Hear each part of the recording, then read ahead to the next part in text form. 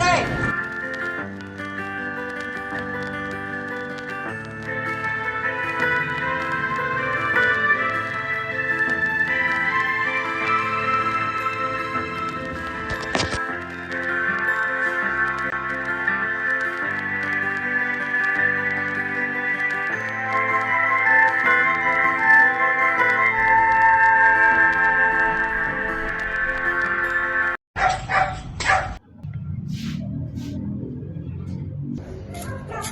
May bill na naman.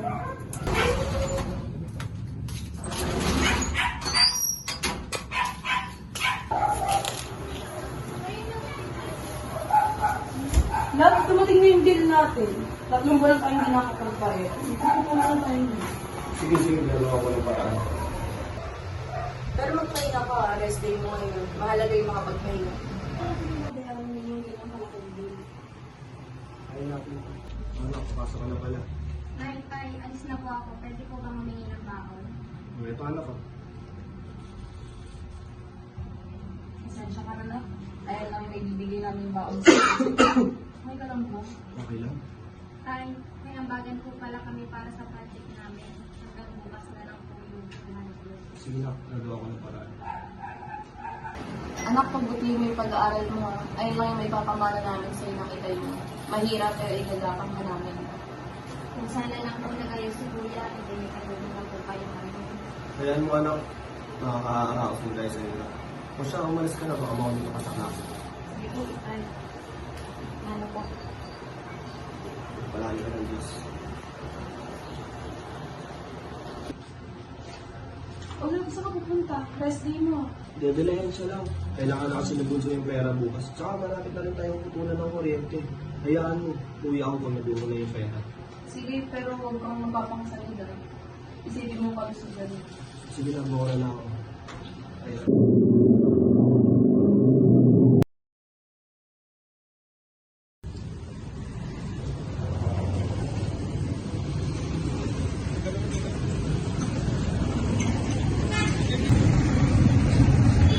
Salamat!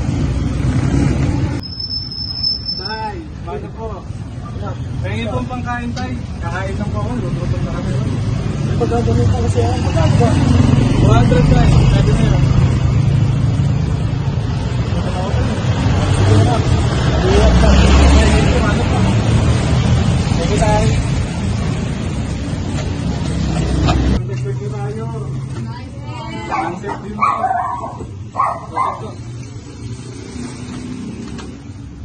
Tabang. Gago pre, yung tatay ko, tutulog ko. Binigyan ako ng panginom. Oh, bakit ngayon ka lang? Sabi mo pauwi ka na. Gabi-gabi na oh. Sinagad mo na naman yung sarili mo. Sigurado hindi ka pa kumakain. Isa lang, pagod na kayong tao para pumasinggan yung bibig mo. Bukarang hindi ka na, kumain na tayo. Aktuhan lang pambayad. Walang natira pang puhunan.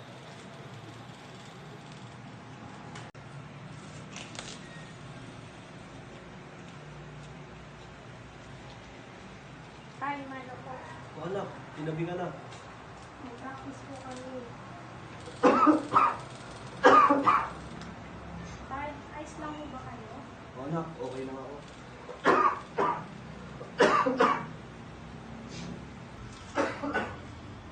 Tay, bukas magpa-check up na po kayo ni nanay ah. Anak, okay ka na ako. Tay, mana po tay. O anak, kasi ka yata. Ay, anak ka. Tay, hindi ko. Nahahatak lang ako ng tropa ko. Sinungaling ka kuya, nanghingi ka na naman ng pang-inom, no? Hindi ka na nahiya. Bakit, Kati? Mas magastos nga yung pag-aaral mo eh. Pero kuya, sisiguraduhin ko makakatulong ako once na makatapos ako. Eh ikaw, tingnan mo si tatay, nagkanta ko ba na sa katrabaho tapos ano, pang-inom mo lang? Pasalamat ka, babae ka. Kung hindi, matagal ko nang pinasabog yung mukha mo. Mark! Kati! Tama na yan! Sensya na po tayo. Tay, sorry ho. Tay! Tay! Nay, si tatay, ubo na may dugo. Bakit kayo nagsisigawan? Tay! Tay, anong nangyari sa'yo, tay? Ano nangyari sa'yo? Okay lang ako. Hindi naman malala to. Hindi, bukas na bukas, sasamahan kita sa ospital. Tay, ako bahala. Didiscarte ako ng pang-check up mo, tay. Talaga, ikaw magtatrabaho? Ano na naman? O O siya, alam mo naman, hindi kayo makakapili. Bukas na bukas, mapahin na ako pati yung sinutod. Talaga tayo?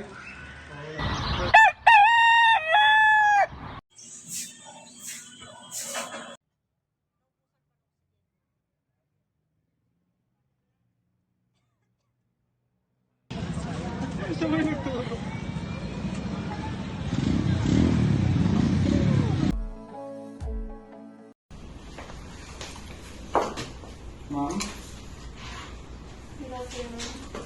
Please introduce yourself. My name is Marcander Arcanas. I live at Block 36 Lot 20 de la Costa Homes 5. I'm good at basketball.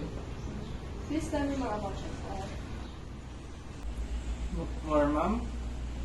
Pwede bang mag-Tagalog, ma'am? Kasi hindi ako biyasa sa English eh. I'm so sorry, Mr. Perez, but I'm afraid we can't hire you because you're lacking in skills. Ano ho? Tatanungin kita, Mr. Perez. Unang-una, hindi ka karapat-dapat sa trabaho na ito. Mostly sa aming mga customers, puro foreigner. Hindi ka marunong mag-English. At patawag, magharap ka na lang ng ibang trabaho. Ma'am, pero kailangan ko ng trabaho, ma'am. May sakit yung tatay ko. Patawad, Mr. Perez, pero hindi ka namin matatanggap sa trabaho nito. Ipagdadasal ko na lang na sana gumaling ang tatay mo. Yun lang, pero maghanap ka lang ng ibang trabaho. Salamat. Okay, ma'am. Thank you. Next, please.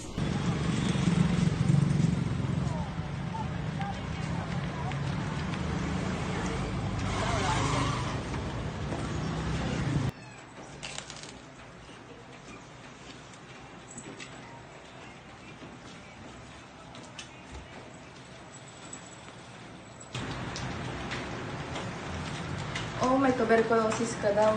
Oo nga eh, sabi nga ng doktor, mahaba-habang gamutan daw to. Sabi ng doktor, bawal ka na raw magtinda, baka makahawa ka pa. Paano yan? Para sa natayuan ng araw-araw natin na income. Hayaan mo na, may awa rin ng Diyos. Nakakaraos din tayo.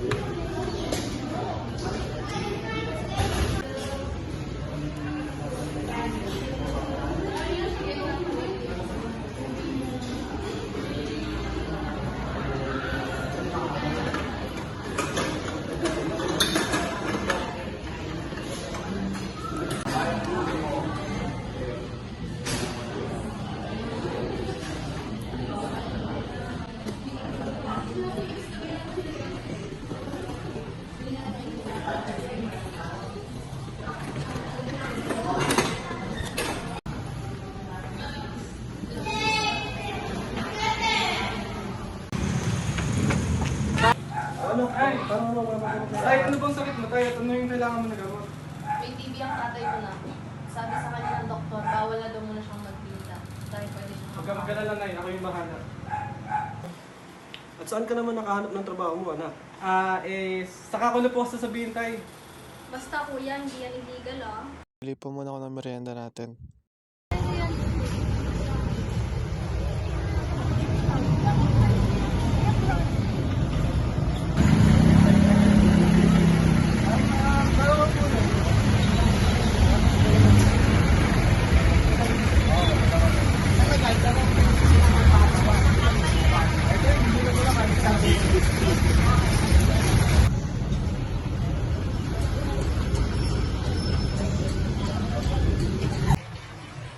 Teka, tama ba to?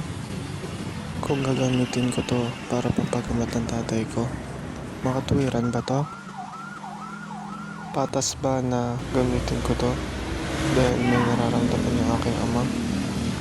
Kung papayagpasin ko to at maging kabutihan para sa akin, ibig sabihin mabuti na yung hindi nagsusoli ng hindi naman sa atin. Makaka-apekto kaya to sa moral ko? Kung iisipin ko na magiging maligaya kami, kapalit ang kalungkutan ng iba, tama ba na isaalang-alang yung nararamdaman nila? Ngunit Hindi ko kaya.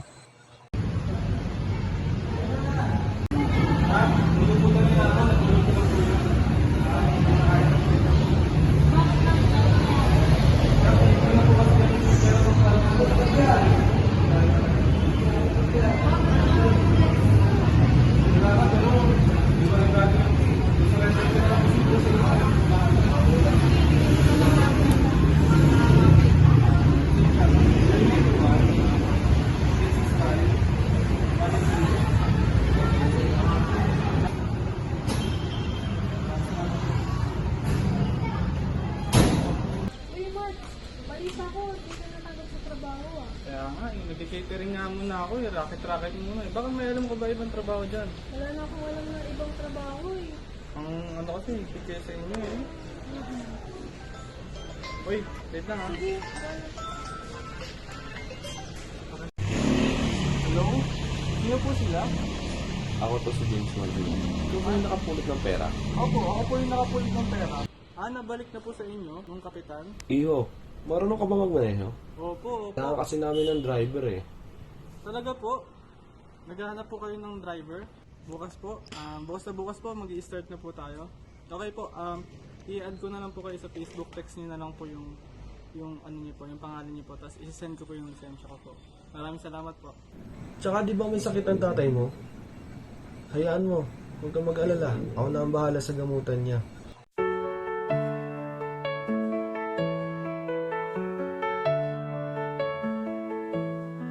Family is a blessing we hold dear. God's love is shining crystal clear. In our hearts He plants the seeds, gives us all we truly need. Sa buhay natin, may mga pagsubok at problema kang kakaharapin na minsan hindi mo alam kung ano yung tamang gawin. Minsan, ang mga desisyon na maaari magdala ng kabutihan sa atin ay nagdadala rin ng hirap o sakripisyo para sa iba. Totoo na hindi laging patas ang mundo, ngunit mahalaga pa rin piliin ang kabutihan.